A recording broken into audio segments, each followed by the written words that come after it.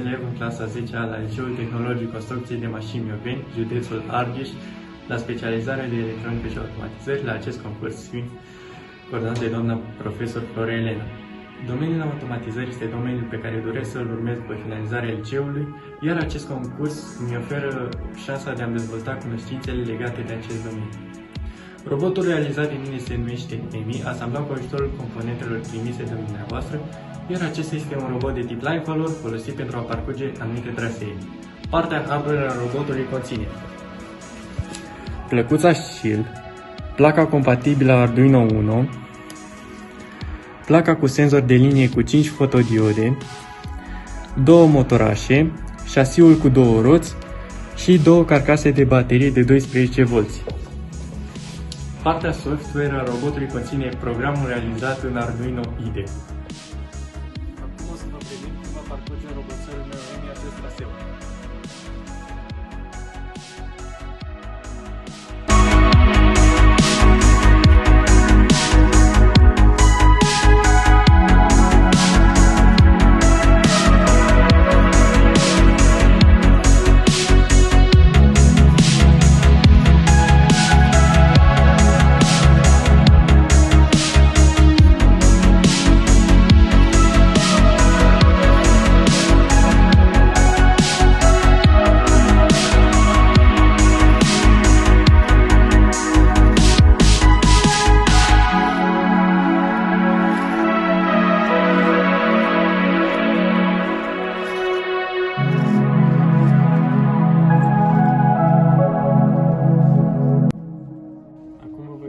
Măsurătorile traseului.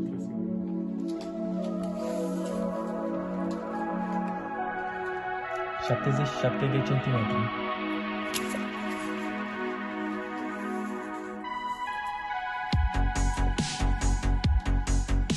110 centimetri.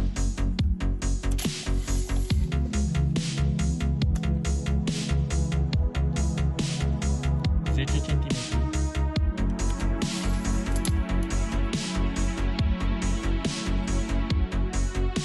4,5 centimetri.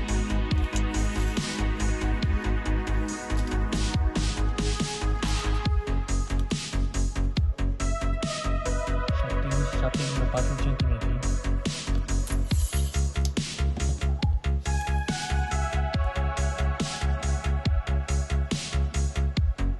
94,2 centimetri.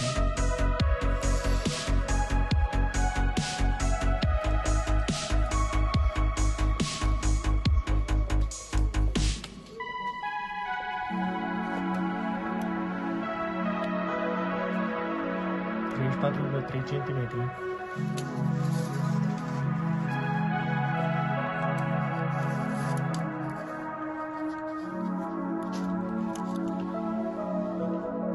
26,9 centimetri.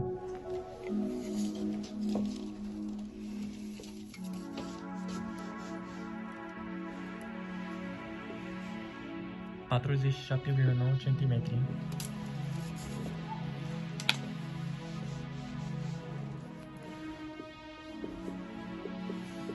55,3 centimetri.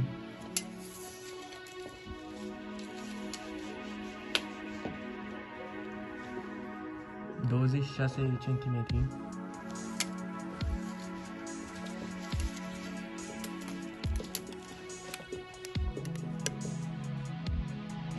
17,2 centimetri.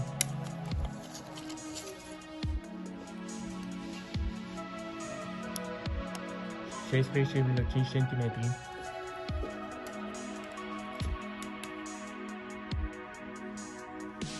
16,5 centimetri.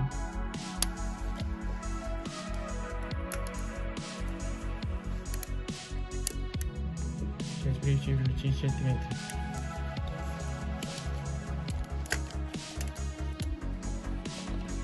22,1 centimetri.